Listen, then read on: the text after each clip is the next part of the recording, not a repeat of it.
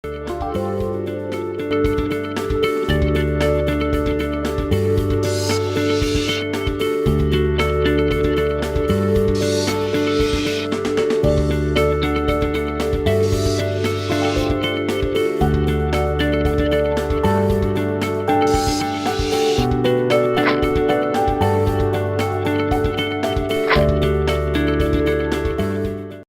sobre a perspectiva contemporânea, Rafael, podemos vê-la como um contraponto à perspectiva sócio-histórica?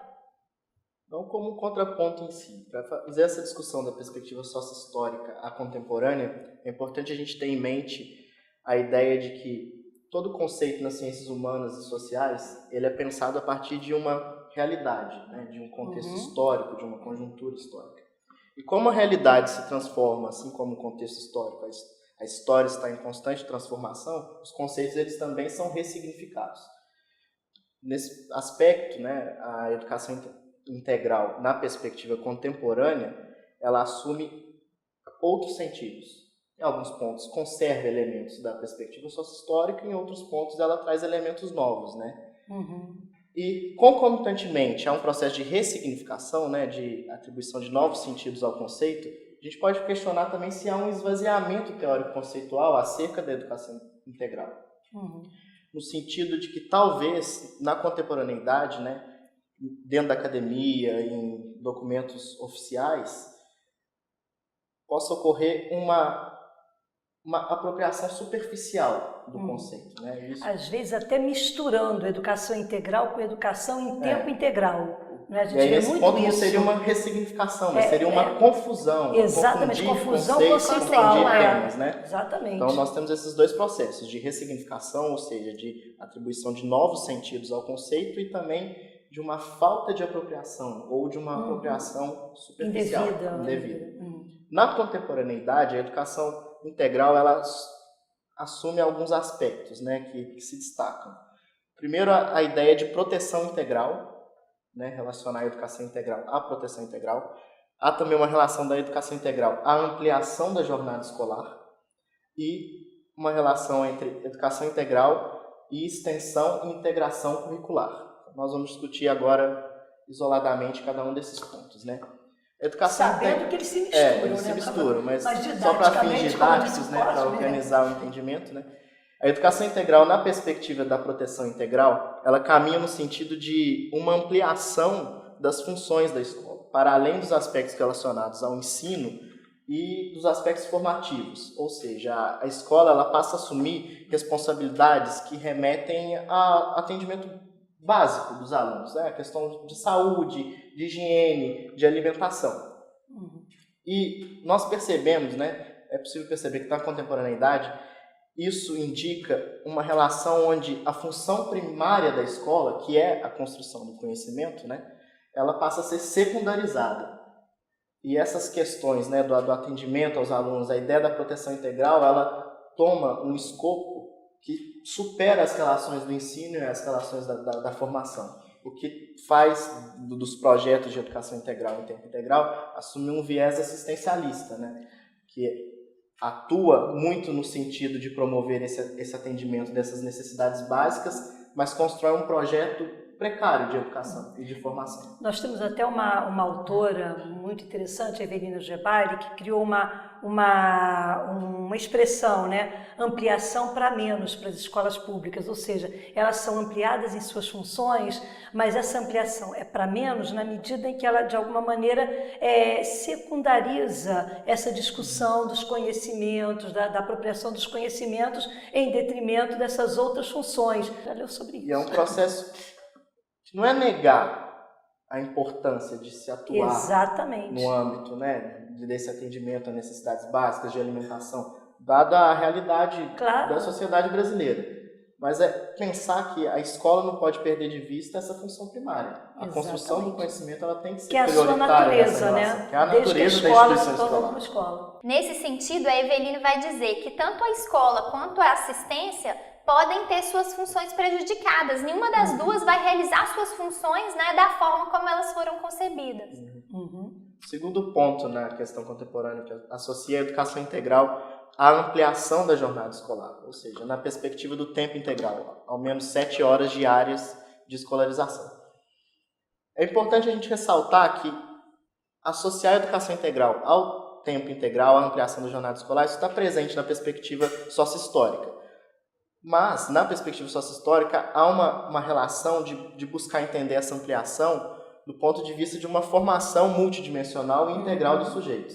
Algo que, na visão contemporânea, a gente pode questionar se isso está presente e em que grau isso está presente. Né?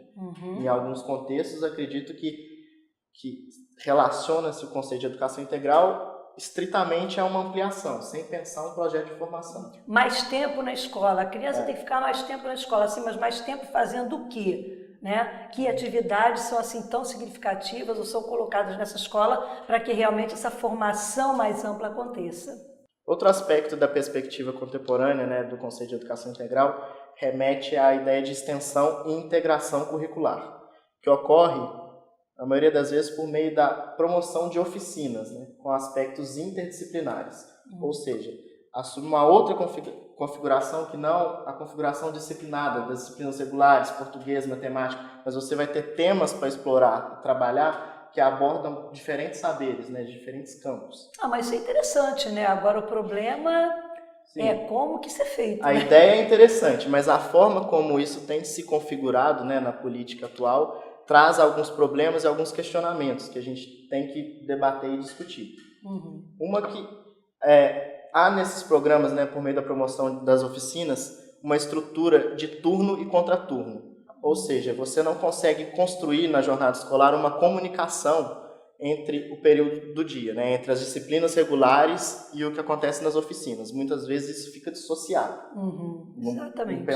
Se a gente for pensar um projeto de formação ampla, os saberes eles têm que entrar em comunicação, assim como o trabalho docente de quem atua com a disciplina regular e quem atua com a oficina tem que ter uma comunicação. Isso causa até problemas em algumas pesquisas que nós andamos fazendo, lembram? Quando os alunos dizem, de manhã é chato, é aula, de tarde é bom porque é oficina. Por que de manhã é chato, de tarde é bom? Por que tudo não pode ser bom, não pode ser prazeroso? Né? E cria dicotomias. Exatamente, né? que não o deveria entendimento existir. de que de manhã seria um momento do estudo, conhecimento e à tarde um momento do lazer. Exatamente. Não, conhecimento e lazer, eles... E aquela questão da formação que completa, que o Cosme falou, que existe desde a visão sócio-histórica de uma formação completa, um aspecto formativo mais amplo, se perde, né? Fica fragmentado, né, esse aspecto. E muitas vezes, algumas propostas dessas oficinas, elas vão ter o argumento de que o foco na cultura do aluno, no contexto do aluno, precisa ser considerado para uma educação integral. Né? E muitas vezes isso secundariza a função da escola, de trabalhar com os conhecimentos sócio-historicamente construídos, né, Rafael? Outro aspecto que tem que ser discutido na organização dessas oficinas é a atuação de diferentes sujeitos. Né? Ao contrário da perspectiva sócio-histórica, onde a gente tinha programas e projetos de educação em tempo integral, onde os professores assumiam as responsabilidades, a gente vê na contemporaneidade que as oficinas elas são trabalhadas a partir da atuação de diferentes sujeitos, na maioria das vezes por meio do voluntariado, ou seja, não há um vínculo empregatício. E muitas vezes esses sujeitos eles nem possuem uma formação pedagógica, né, e até no próprio conteúdo da disciplina para executar essas ações. Né? E isso traz consequências tanto para a formação dos estudantes, a gente pensa a formação integral deles, quanto para as relações de trabalho. Né? Há uma precarização das relações de trabalho docente. Por outro lado, algumas pessoas dizem que não, que isso é interessante que aconteça, né? Porque você vai ter outros sujeitos interferindo no aspecto escolar. A gente não discute isso, de repente é até interessante mesmo que haja outros sujeitos discutindo as questões da escola. Só que entra no que você acabou de falar, como é que fica essa formação mais significativa para o estudante na medida em que ela não está acontecendo com uma pessoa, de repente, que tenha aqueles conhecimentos balizados, aprofundados.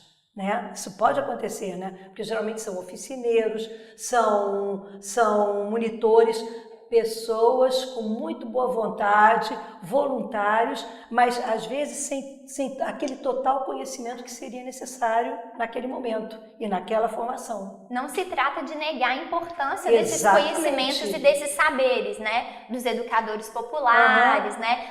Aqueles saberes provenientes da própria comunidade, né? Que não precisam estar ausentes, não devem, numa proposta de educação integral que considere as especificidades da escola. E que esteja, de repente, no próprio projeto político pedagógico da escola. Trata-se de, numa tentativa da gente problematizar se esses sujeitos podem ser responsáveis por essas atividades, dada a especificidade daquele profissional que deve atuar na escola, né?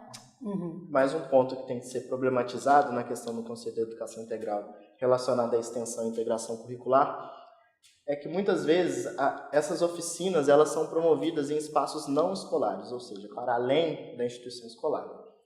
E nesse processo a gente vê a organização dessas oficinas em espaços, às vezes públicos, mas muitas vezes privados também.